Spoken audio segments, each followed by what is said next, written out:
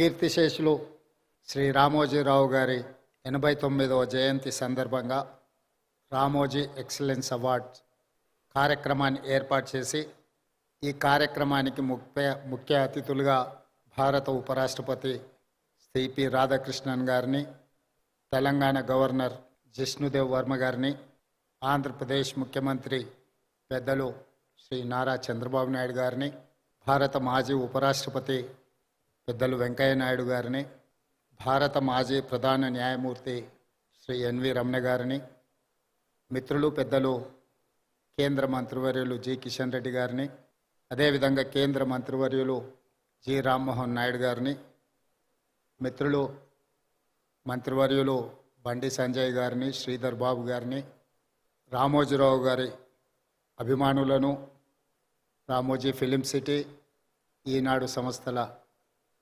సిబ్బంది అందరూ, ముఖ్యంగా కిరణ్ గారు ఒక మంచి కార్యక్రమాన్ని ఏర్పాటు చేసి రామోజీరావు గారు ఏ విలువలను, ఏ సాంప్రదాయాన్ని ఈ తెలుగు ప్రజలకు అందించిండో అందులో రాణించిన వాళ్ళను గుర్తించి రామోజీ ఎక్సలెన్స్ అవార్డ్స్ ఇవ్వడం ద్వారా కొత్త తరానికి ఒక స్ఫూర్తినివ్వాలని కార్యక్రమాన్ని ఏర్పాటు చేసినందుకు వారిని, వారి కుటుంబ సభ్యులను మనస్ఫూర్తిగా నేను అభినందిస్తున్నాను.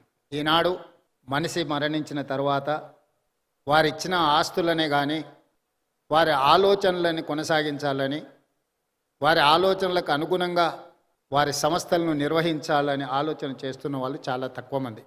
కానీ ఈనాడు రామోజీరావు గారు ఇచ్చిన స్ఫూర్తి, వారు అందించిన సంస్థలు, ఈ సంస్థల్ని నిర్వహించడం కూడా అంత ఆషామాషి వ్యవహారం కాదు. ఆర్థిక భారంతో కూడుకున్నాయి. చాలామందికి ఇందులో లాభాలే ఉంటాయన్న ఆలోచన ఉంది, కానీ వీటి నిర్వహణలో అధిక వ్యయం కూడా కూడుకొని ఉన్నదన్న సంగతి చాలామందికి తెలియదు.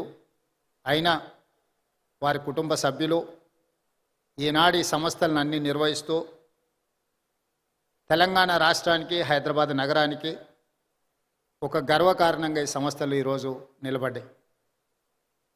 ఈనాడు తెలంగాణ రాష్ట్రం, హైదరాబాద్ నగరము అంటే ఒక 4 వండర్స్ గురించి మనం మాట్లాడుకుంటే మొదటి వరుసలో చార్మినార్, రెండవ వరుసలో గోల్కొండ, మూడవ వరుసలో హైటెక్ సిటీ, 4th వండర్ కింద రామోజీ ఫిలిం సిటీ ఈరోజు తెలంగాణ రాష్ట్రానికి, హైదరాబాద్ నగరానికి ఒక గుర్తింపును తీసుకొచ్చింది.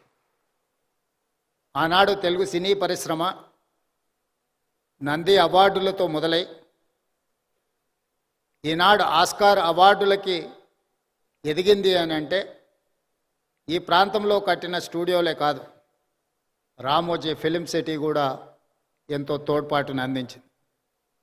అందుకే నేను చాలా సందర్భాలలో నేను చెప్పడం జరిగింది, టాలీవుడ్ బాలీవుడ్ కోసం కాదు, హాలీవుడ్ కూడా ఈ రాష్ట్రానికి, నగరానికి, రామోజీ ఫిలిం సిటీకి రావాలి.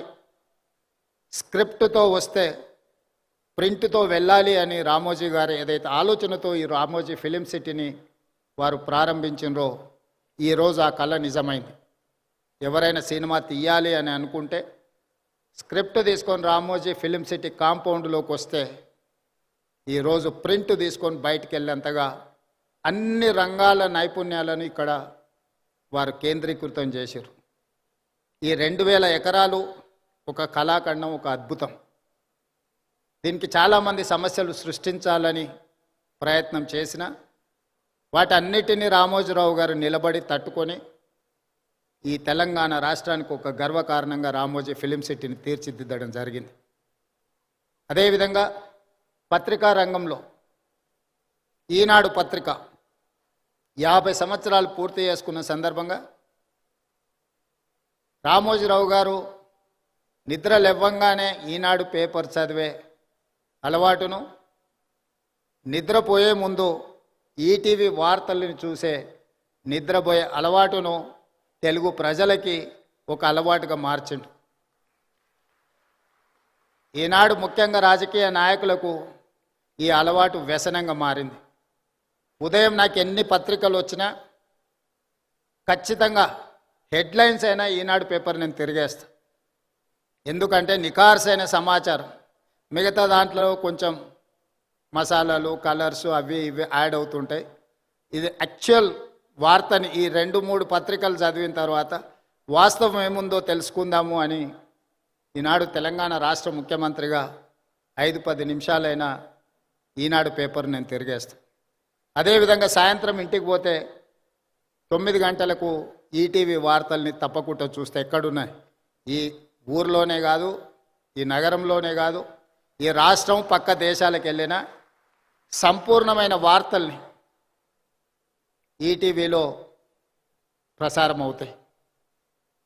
వాళ్ళ ఆలోచనలను కాకుండా జరిగిన వాస్తవాలను ప్రజలకు అందించాలన్న వారి స్ఫూర్తి ఈరోజు ఈనాడులో కానీ ఈటీవీలో కానీ కనిపిస్తుంది. అదేవిధంగా రామోజీరావు గారి గురించి ఆలోచన చేసినప్పుడు ఆశ్చర్యకరమైన అంశాలు కనిపిస్తాయి. పచ్చళ్ళు తినిపించిన రామోజీరావు గారి గొప్పతనం ఉంటుంది, పత్రిక చదివిన రామోజీరావు గారి గొప్పతనం కనిపిస్తుంది. ప్రసార సాధనాలు మార్గదర్శి చిట్ ఫండ్కి, రామోజీ ఫిలిం సిటీకి, ప్రియా పచ్చళ్ళకి, ఈనాడు పేపర్కి దేనికి పొంతన లేదు. ఇలా వివిధ రంగాలలో ఒక వ్యక్తి రాణించడం చాలా కష్టం. ఒక వ్యక్తికి ఒక విషయంలో టాలెంట్ ఉందంటే మనం అర్థం చేసుకోవచ్చు, అతను నిరంతరం అందులో కృషి చేయడం, అందులోనే ప్రయత్నం చేయడం అనేది ఆ వ్యక్తికి అందిన ఒక విద్య అనుకోవచ్చు. కానీ రామోజీరావు గారు ఏ రంగంలో ప్రవేశించినా ఆ రంగంలో నెంబర్ 1 ఉండడానికి వారు నిరంతరం, నాకు తెలిసి రోజుకు 18 గంటలు శ్రమించి ఈరోజు వారు ఏ రంగంలో ప్రవేశించినా ప్రతి రంగంలో తనదైన ముద్రను వారు వేయడం జరిగింది.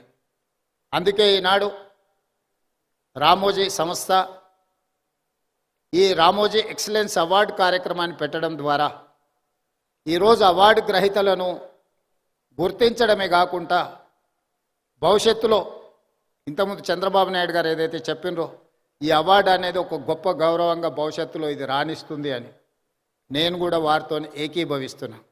రామోజీ ఎక్సలెన్స్ అవార్డు అనేది ఆషామాషిగానో లేకపోతే రవీంద్ర భారతిలో చప్పట్లు దుప్పట్లతోని ఏర్పాటు చేసే ఆర్టిఫిషియల్ అవార్డు కాదు అని నేను సంపూర్ణంగా విశ్వసిస్తున్నా. ఈరోజు అవార్డు గ్రహీతలకు ఖచ్చితంగా వారి శ్రమకు, వారి నైపుణ్యానికి ఒక గుర్తింపు, రామోజీ గారి ఆలోచనలని భవిష్యత్ తరాలకు అందించడానికి మీరు, మేము, మన అందరము చేయగలిగిన ప్రయత్నం అంతా చేయాలి. ఒక్క అనుభవాన్ని రామోజీరావు గారితో మొట్టమొదటి నేను కలిసిన అనుభవాన్ని మీతో పంచుకొని నా ఉపన్యాసాన్ని ముగిస్తాను. 2009 సంవత్సరంలో శాసనసభ ఎన్నికలు జరిగినాయి. ఎన్నికల తర్వాత ఓట్ల లెక్కింపుకు 1 నెల రోజులు సమయం ఉండే. మేము అప్పుడు అన్ని లెక్కలు వేసుకున్నాం, తప్పకుండా ప్రభుత్వం వచ్చేటట్టే ఉందని. మరి ప్రభుత్వం వస్తే మంత్రులు కావాలనే కోరిక కూడా ఉంటుంది కదా. ఈరోజు ఆంధ్రప్రదేశ్లో వాళ్ళు చాలామంది మంత్రులు ఉన్నారు. ఒక 4 మిత్రులను కలిసి రామోజీరావు గారి సమయం తీసుకున్నాం. సార్ మిమ్మల్ని కలవాలనుకుంటున్నాం మేము అని. రాండి అన్నాడు. 4 కలిసి రామోజీరావు గారి దగ్గరకు వచ్చినాం. మా నడక, మా చూపులను బట్టి ఆయనకు అర్థమైంది వీళ్ళేదో మంత్రి పదవులకు పైరవి కోసమే వచ్చినట్టున్నారని. భోజనం పెట్టి కూర్చోబెట్టి, మేము అడగని కూడా అడగలే, వారే మొదలు పెట్టారు రాజకీయాలు, ఆ విధంగా ఎన్నికలు, ఫలితాలు ఏ విధంగా వస్తాయి అనేది విశ్లేషణ ఒక రకము. నేను ఇప్పటివరకు ఎవరికి ఎప్పుడు చంద్రబాబు నాయుడు గారికి నేను ఎవరికి మంత్రి పదవి ఇవ్వాలని చెప్పలేదు. నా దగ్గరికి ఎవరు వచ్చినా మంత్రుల కంటే కూడా ఎమ్మెల్యేలకు బాగా రాణిస్తారని నేను సూచన చేస్తూ ఉంటాను. మీ 4 కూడా అదే సూచన అని వారు మాకు, అంటే మా మనసులో ఉన్న మాటను గుర్తించి, అంతకుముందు బయట చాలామంది మంత్రివర్గం అంతా చంద్రబాబు నాయుడు గారు, రామోజీరావు గారు చిట్టి పంపిస్తారు, చంద్రబాబు నాయుడు సార్ మంత్రివర్గాన్ని ఏర్పాటు చేస్తాడని బయట చర్చ జరుగుతుండేది. సరే రామోజీరావు గారు మా 4 ఎవరికో ఒక్కరికైనా తప్పకుండా చెప్తాడనుకొని మేము వచ్చినాము. వారు రాజకీయ నాయకులకు కానీ ప్రభుత్వంలో కానీ ఇలాంటి సూచనలు ఎప్పుడు నేను చేయను. మీరు కష్టపడి పని చేయండి, మీరు మంచి చేస్తే తప్పకుండా నా పత్రికలో స్థానం ఉంటుంది, మీరు చెడు చేస్తే మాత్రం మొదటి పేజీలో స్థానం ఉంటుంది, మీరు ఏది కావాలనో కోరుకోండి అని చెప్పి మంచి భోజనం పెట్టి, రామోజీరావు గారు మంచి హోస్ట్, నేను ముఖ్యమంత్రి అయిన తర్వాత కూడా వస్తే చాలాసేపు భోజనం పెట్టి చాలా విషయాలు మాట్లాడినారు. ముఖ్యమంత్రిగా వచ్చినప్పుడైనా ఏదైనా పనుల విషయంలో ప్రస్తావిస్తారేమో నేను అనుకున్న వారు ఏం మాట్లాడలేదు. వారు చెప్పిండ్రు ఇది నా బాధ్యత, ఎందుకు సార్ రెస్ట్ తీసుకోవచ్చు కదంటే, నిత్యం నాకు ఈ పనిలోనే ఒక సంతృప్తి ఉంటుంది. ప్రతి పేజు నేను చదువుతాను. అక్కడక్కడ వారు స్పెల్లింగ్ కరెక్షన్స్ ఉంటే కూడా పత్రికలో వచ్చిన ఆ డేటా అంటే మ్యాటర్ని కూడా వారు రౌండప్ చేసి పెట్టి అందులో ఏం తప్పులు ఉన్నాయో కూడా మార్క్ చేసి పెట్టి వారి టేబుల్ మీద కనిపించింది. అంత నిబద్ధతతోని వారు పనిచేసిండ్రు కాబట్టే ఇంత గొప్ప సంస్థను నిర్మించగలిగినరు. రామోజీ అనేది ఒక పేరు కాదు, ఒక బ్రాండ్. ఈ బ్రాండ్ను కొనసాగించే క్రమంలో మా వంతు సహకారం, మా సహకారం ఏం లేదు, మేము మీకు అన్యాయం చేయకపోవడం మీకు పెద్ద సహకారము. మా ప్రభుత్వం వైపు నుంచి సంపూర్ణంగా రామోజీ గ్రూప్ సంస్థలకు సంపూర్ణమైన సహకారం ఉంటుంది. Ramoji film city, Ramoji ETV కావచ్చు, ఈనాడు కావచ్చు, తెలంగాణకు హైదరాబాద్ నగరానికి ఒక గొప్ప గౌరవం. ఈ తెలంగాణ గౌరవాన్ని ముందుకు తీసుకువెళ్ళడానికి మా రాష్ట్ర ప్రభుత్వం తరఫున సంపూర్ణమైన సహకారం ఉంటుంది. అదేవిధంగా పెద్దలు వెంకయ్యనాయుడు గారు, ఎన్వి రమణ గారు సూచన చేసారు తెలుగు భాష గురించి. తప్పకుండా మేము ఈ మధ్యకాలంలో ప్రభుత్వం ఇస్తున్న జీవోలు మిగతా వాటిని తెలుగులోనే ఇస్తూ ఉన్నాం. కాకపోతే ఇంకా అది కొంత సమయం పడుతుంది, దాన్ని తప్పకుండా ముందుకు తీసుకెళ్తాం. రాధాకృష్ణ గారు ఇక్కడ గవర్నర్గా 3.5 నెలలు వారి బాధ్యతలు నిర్వహించి సంపూర్ణమైన సహకారాన్ని తెలంగాణ రాష్ట్రానికి అందించారు. ఈనాడు ఉపరాష్ట్రపతిగా వారు బాధ్యతలు తీసుకున్నారు.